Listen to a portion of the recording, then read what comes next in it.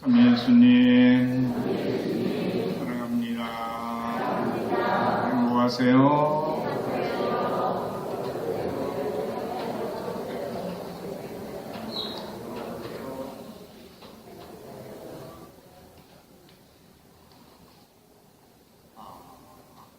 7월달 마지막 주일이죠. 내일부터는 8월이 시작될 테니까 가만히 보면 덥고 힘들면 시간이 안 갈 것 같은데 그래도 벌써 7월 한 달을 다 살았구나. 그러고 보면 8월달 더위도 성모승천 축일이 되면 좀 주춤해지니까 이제 얼마 남지 않았다. 이렇게 생각하면서 용기를 내서 남은 시간 건강하고 좀 더 행복하게 살았으면 좋겠습니다. 지금이 한참 무슨 철이에요? 휴가철인가 봐요. 많은 사람들이 휴가를 가는데 휴가를 가서 휴식을 하면서 더 건강하고 행복하게 살아야 되는데 잘 쉬기가 어려운 것 같아요. 쉬는 것마저도 마치 전투하듯이 이렇게 살아가다 보니까 온통 고속도로가 막히고 또한 그 쉬러 가는 길 자체도 어떻게 보면 쉬는 것이 아니라 고생하는 그런 여정일 수도 있다. 이런 생각도 해봅니다. 그래서 오늘 우리가 말씀을 쭉 한번 훑어보면 제1독서에서 코엘렛, 옛날에 전도서라고 그랬죠. 전도서의 첫장 첫머리에 나오는 말씀이 전도서에는 뭐라 그랬어요? 헛되고 헛되다. 이렇게 얘기했는데 지금 코엘렛으로 바꾸면서 번역이 다시 뭐라 그랬어요? 허무로다 허무. 이렇게 얘기를 합니다. 뭐가 그렇게 허무할까요? 살다가 좀 살아볼만 하니까 죽어야 되는 것도 허무고, 좀 더 많이 벌어가지고 편안히 잘 쉴 수 있을 것 같은데 뜻하지 않는 암에 걸려서 또 고통에 시달려야 되니까 그 또한 허무고, 기껏 벌어가지고 재벌이 됐는데 그 재물을 자식들에게 상속시켜주고 죽어야 되는데 자식들이 그 재산 때문에 싸움박질하고 온통 난리를 피우는 모습을 보면서 그 형제들 간의 의의를 갈라놓으려고 내가 이렇게 돈을 쫓아다니며 애를 썼나, 이렇게 생각하면 그 자체도 또한 허무라고 볼 수가 있겠죠. 그래서 뭐라고 또 얘기해? 그 부분에 그의 나날은 근심이요 그의 일은 걱정이며 밤에도 그의 마음은 쉴 줄 모르니 이 또한 허무로다. 뭐라 그럴까? 이 일에 중독되어 있는 것 같지 않습니까?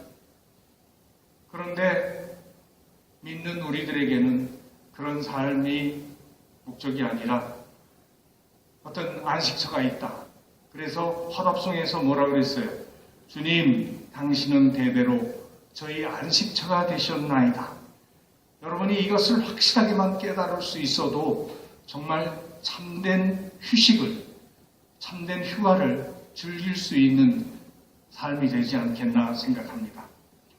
그러려면 우리들의 생각 속에 너무 눈앞에 있는 세상 것에만 몰두하며 더 가지려고 애쓰는 삶의 태도를 버리고 무엇을 바라볼 수 있어야 될까요? 형제 여러분, 여러분은 그리스도와 함께 다시 살아났으니 저 위에 있는 것을 추구하십시오. 이렇게 오늘 제2독서에서 말씀해주고 계시죠. 여러분의 생명은 그리스도와 함께 하나님 안에 숨겨져 있기 때문입니다.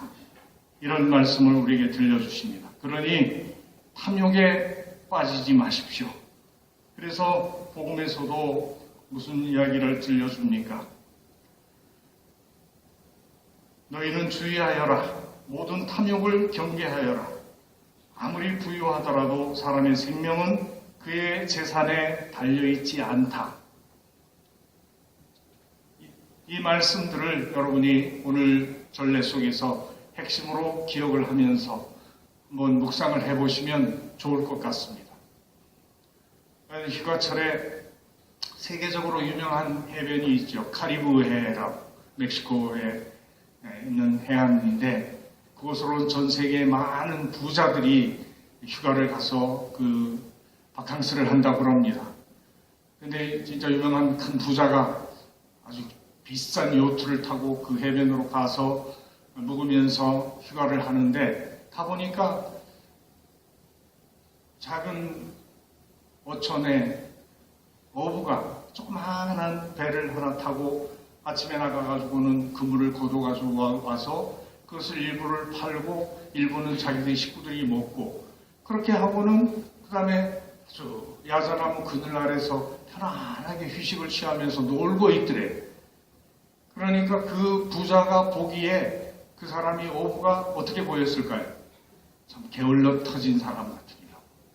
이렇게 된 거예요. 그래서 그 어부에게 가서 얘기를 해요. 자네 왜 그렇게 사는가? 뭐가 잘못됐어요? 그랬더니 아니 지금 그렇게 한가하게 놀지 말고 열심히 나가서 고기를 더 많이 잡으면 그래서요 그 고기를 팔아가지고 더 큰 배를 마련하고 그래서요 더 큰 배를 마련하면 더 먼 바다까지 나가고 그래서요 더 많은 고기를 잡으면 더 많은 돈을 벌 거고 그래서요 그러면 더 좋은 집도 갖고 더 큰 배도 살 수 있고 그래서요 그렇게 이제 부자가 되면 그래서요 그럼 나처럼 이렇게 바다에 해변에 와가지고 휴식을 즐기면서 할 수 있지 않겠는가? 그러니까 그 어부가 뭐라 그랬겠어요? 당신 눈에는 지금 내가 뭘 하는 걸로 보이세요? 결국 당신이 그렇게 벌고 애써가지고 누리려고 하는 게 그런 휴식이라면 나는 이미 매일 조금씩 고기를 잡아서 매일매일 필요한 것만 먹고 식구들 우리 행복하게 살고 그러면서 잘 쉬면서 이렇게 살아가고 있는데 왜 자꾸 당신은 그렇게 많은 것을 가지려고 애쓰냐고. 당신 참 어리석은 사람 같다고. 어떻게 생각하세요? 많은 사람이 돈을 쫓아갑니다. 여러분은 얼마나 많이 가져야 행복합니까? 그리고 얼마나 많이 가져야 만족할 수 있습니까? 그리 생각을 하다 보면 우리들의 삶이 때때로는 장님 같다. 그냥 앞을 못 보는 장님처럼 조금 돈만 보고 쫓아가는 어떻게 보면 여름밤에 불이 환히 켜진 전등 아래로 죽을지 살지 모르고 달려드는 불나방들 같은 나방들 같은 그런 모습이 아닐까 하는 생각을 해볼 때도 있습니다. 그래서 이제 오늘 하나님의 말씀을 묵상하면서 탐욕을 경계하고 조심하면서 너무 세상 재물에만 몰두하지 말고 정말 꼭 필요한 생명을 지키기 위해서 무엇을 추구하고 찾고 살아가야 되는지 묵상하기 위해서 몇 가지 예화를 좀 들려드리고 싶어요. 첫 번째 예화는 톨스토이의 작품 속에 나오는 단편 중에 어떤 임금이 자기 신하들에게 땅을 나눠주려고 다 불러 모았어요. 그리고 성문 앞에 내일 아침에 출발을 해서 해가 질 때까지 뛰어서 돌아오면 네가 다녀온 그 땅은 다 너에게 주겠다. 그렇게 모든 사람에게 선언을 했습니다. 그래서 수많은 사람들이 모여가지고 해 뜰 때만 기다리고 있으니까 전날 밤 자기도 큰 땅을 가질 수 있다는 생각 때문에 잠이 잘 왔을까요? 그래서 잠도 설치고 새벽이 오길 기다려서 아침에 거기에 다 모여 있었는데 해가 딱 떠오르면서 사람들은 달리기 시작했습니다. 조금이라도 더 많이 가지려면 조금 더 뛰어야 되니까 죽을지 살지 모르고 뛰었죠. 그리고 너무 멀리 가서 어떤 사람이 돌아오려면 해가 질 때까지 와야 되는데 보니까 벌써 산마루에 해가 걸려 있는 거예요. 그러니까 저 해가 떨어지기 전에 들어가야 되니까 죽을 힘을 다해서 뛰었어요. 그래서 도착은 했어.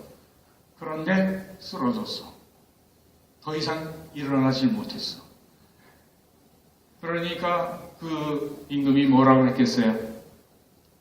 지 몸 누일 한 평 땅이면 족한 것을 왜 그렇게 많은 것을 차지하려고 욕심을 부렸을까? 안타까워했다는 이야기. 또 한 가지 이야기는 어떤 임금에게 이발사가 있었어요. 임금 머리를 깎아주는 이발사죠. 그 이발사가 어느 날 누구를 만났어. 그런데 그 만난 사람이 뭐라 그럴까? 악마가 변신한 존재죠. 그래서 그 사람을 유혹한 거예요. 내가 너에게 황금 단지 7개를 주겠다. 황금이 가득히 들어있는 황금 단지 7개를 주겠다. 받을 테냐? 그 이발사가 뭐라고 했을까요? 어떻게 할까요? 여러분 같으면 어떻게 할까요? 야, 그 황금 단지 7개만 가지면 자기는 큰 부자가 되는 겁니다. 얼른 받겠다고 대답을 했죠.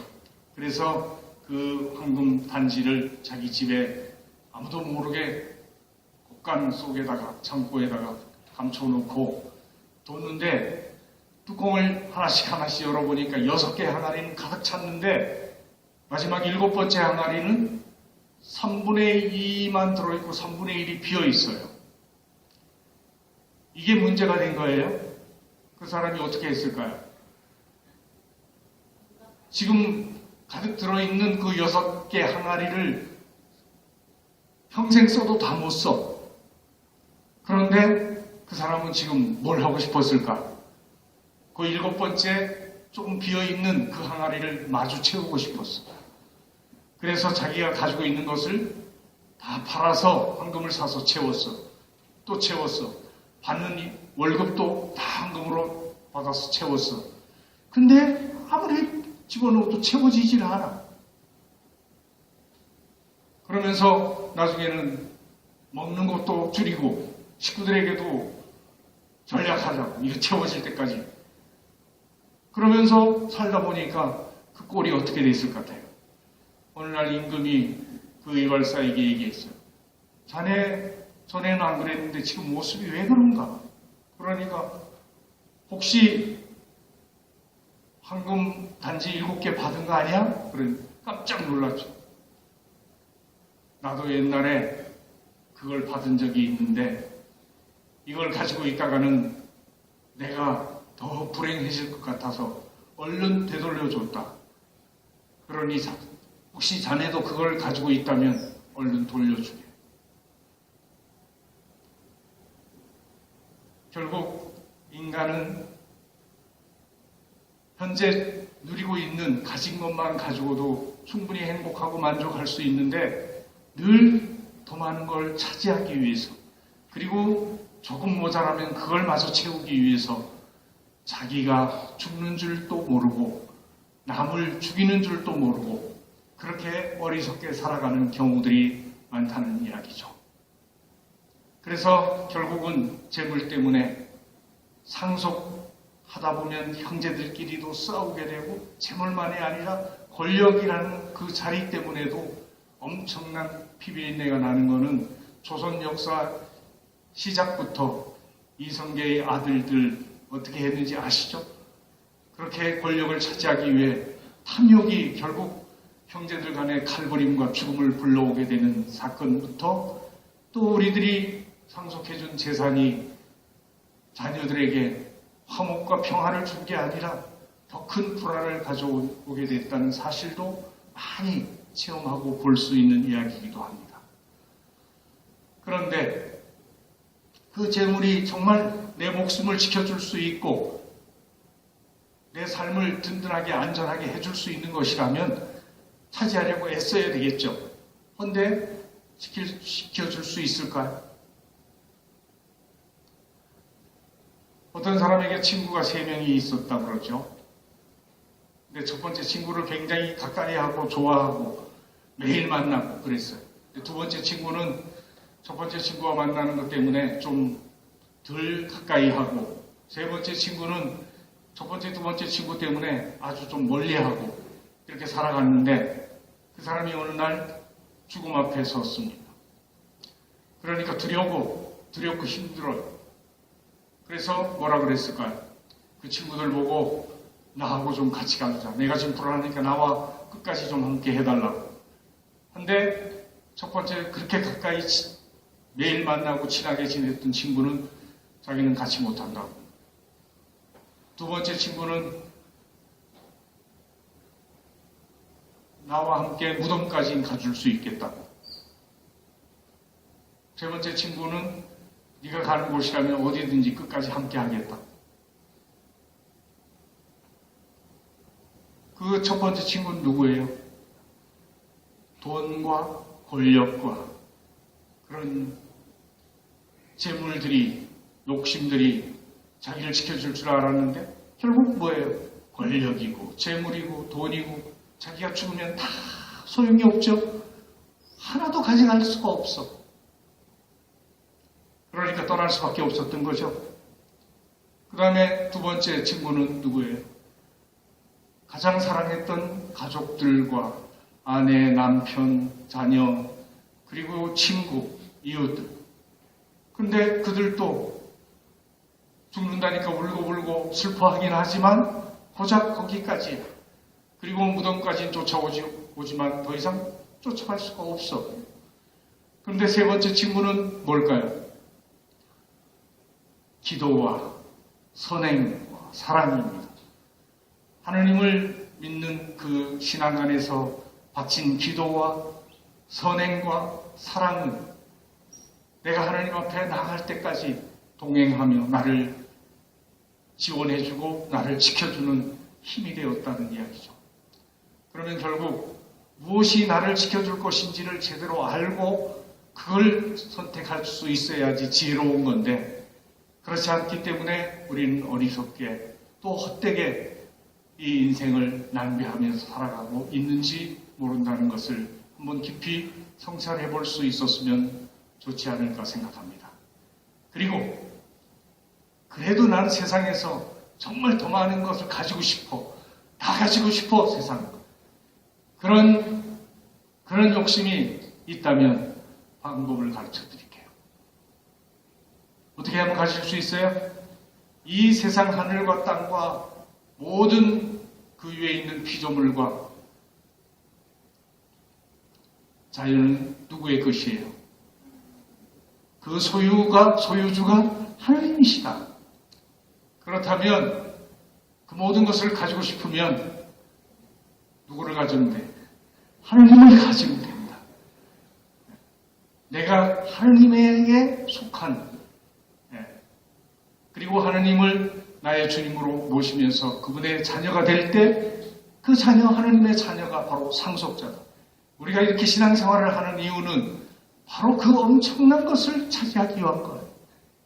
이 세상에서만이 아니라 죽어도 빼앗기지 않는 영원한 생명과 이 모든 것을 상속받기 위해서다.